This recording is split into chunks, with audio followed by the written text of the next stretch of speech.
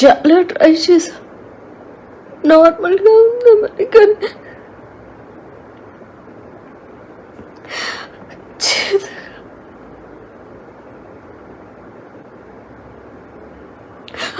అవ్వట్లేదు.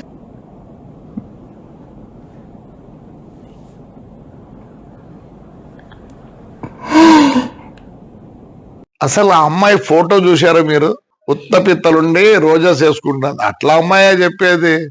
మంచి అమ్మాయినని పెట్టకూడదా? దానికే పేరు లేదు, అదే ఒక పెద్ద ప్రాస్టిట్యూట్. మరి తెర మీద కనిపించే వాళ్ళందరూ ప్రాస్టిట్యూట్లు అని ఆయన అన్నారు కాబట్టి దయచేసి తాడిపత్రి నుంచి ఎవరెవరైతే తెర మీద కనిపిస్తున్నారో భవిష్యత్తులో సినిమా రంగంలోకి రావాలనుకుంటున్నారో అమ్మ దయచేసి మీ అందరికీ రిక్వెస్ట్ చేస్తున్నాను, ఎవరు రావద్దు. సినిమా ఇండస్ట్రీలో కేవలం ప్రాస్టిట్యూట్లు మాత్రమే ఉంటారు. మీ జేసీ ప్రభాకర్ రెడ్డి గారు చెప్పినట్లు తెర మీద కనిపించే మహిళలందరూ క్యారెక్టర్లెస్గా ఉంటారు, చాలా చాలా తప్పుగా ఉంటారు, గబ్బు గలీజ్ పనులు చేస్తుంటారు. కాబట్టి తాడిపత్రిలో ఉన్న వాళ్ళ మహిళలందరూ కూడా పతివ్రతలు కాబట్టి దయచేసి ఎవ్వరూ కూడా తెర మీద కనిపించొద్దు. మీ అందాలు కానీ, మీ యొక్క ఆలోచనలు కానీ, మీ యొక్క రూపాన్ని కానీ కేవలం పెళ్లి వరకు మీ అమ్మా నాన్నలతో ఉంచి పెళ్లి తర్వాత మీ భర్తకి సమర్పించవలసిందిగా మనస్ఫూర్తిగా కోరుకుంటున్నాను. కానీ తాడిపత్రిలో ఉండే మహిళలకు స్వేచ్ఛ కావాలి, డీజే కొట్టుకోవాలి, 1 o'clock వరకు డాన్సులు చేయాలి, స్వతంత్రం కావాలి, అన్నీ కావాలి.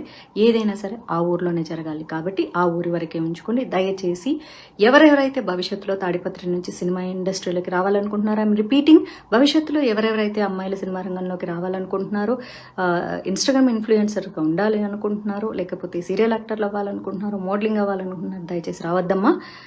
సినిమా ఇండస్ట్రీలో ఉండేవాళ్ళు ప్రాస్టిట్యూట్స్ కాబట్టి తెర మీద కనిపించేటటువంటి అంశాన్ని మీరు వెనక్కి తీసుకొని తాడిపత్రిలో పవిత్రంగా బతకాలని చెప్పేసి తాడిపత్రి మహిళలకి, వారి యొక్క అన్నదమ్ములకి, తల్లిదండ్రులకి, భర్తలకి, బాయ్ ఫ్రెండ్స్కి అందరికీ నా మనవి, జేసీ గారి మాట వినండి. తెర మీదకి ఎవ్వరూ మహిళలు కనిపించవద్దు.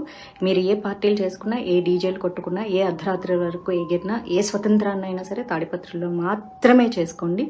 మీరు ఎప్పటికీ పతివ్రతల్లాగా ఉండాలని. బయట ఊర్లలో ఉండేవాళ్ళు ఎవరు పతివ్రతలు కాదు, పతితలు అని చెప్పేసి, అందులోనూ సినిమా ఇండస్ట్రీలో ఉండేవాళ్ళు ప్రాస్టిట్యూట్లు కాబట్టి నేను సినిమా ఇండస్ట్రీలో ఉన్నానే ఆయన అలాంటి పదజాలాన్ని ఉపయోగించారు. చాలా సంతోషం పెద్ద మనిషి గారు, చాలా చాలా సంతోషం అండి.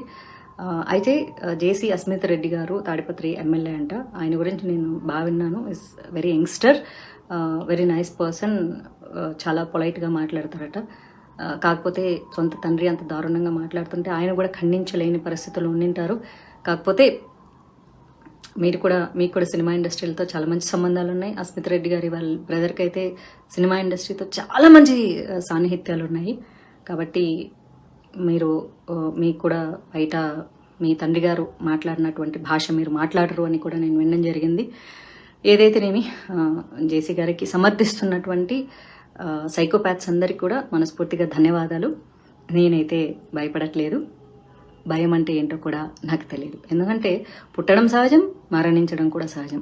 మధ్యలో జరిగేవన్నీ మన కర్మల్ని బేస్ చేసుకుని ఉంటాయి. కాబట్టి నన్ను మీరు కిడ్నాప్ చేయాలనుకుంటే చేసుకోవచ్చు, లేకపోతే మీరు చెప్పినటువంటిది ఏదైనా మర్డర్ చేస్తారంటే కూడా చేసుకోవచ్చు. ఎందుకంటే నా తలరాతలో ఏం రాసి ఉంటే అది జరుగుతుంది తప్ప నా తలరాతలో రాయింది ఏది జరగదు.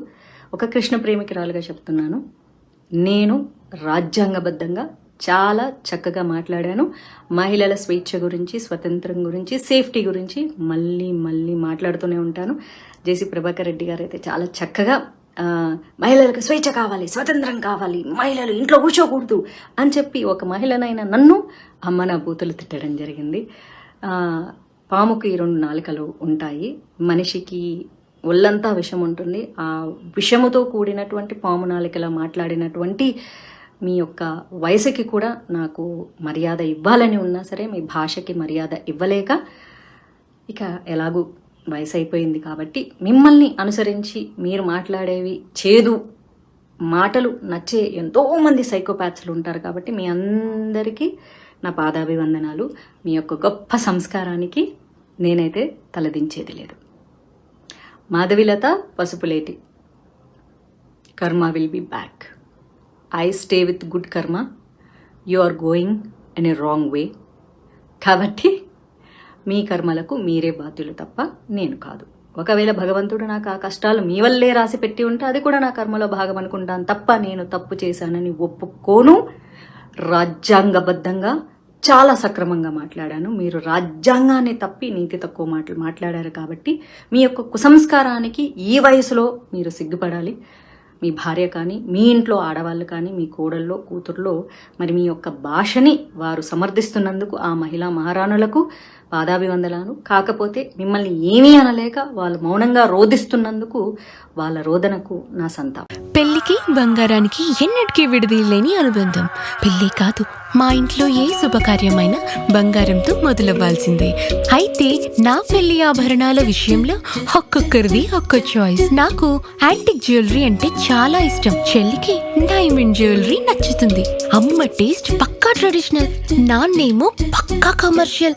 Best price, quality and service కావాలంటాడు. ఇక నానమ్మ అయితే తన పాత బంగారానికి 100% బైబ్యాక్ కావాలంటుంది. అయినా నో టెన్షన్. మా అందరి అభిరుచులకి ఏకైక ఎంపిక మానేపల్లి జ్యువెలర్స్. తరతరాలుగా తరగని స్వర్ణ బంధాలు మన మానేపల్లి జ్యువెలర్స్.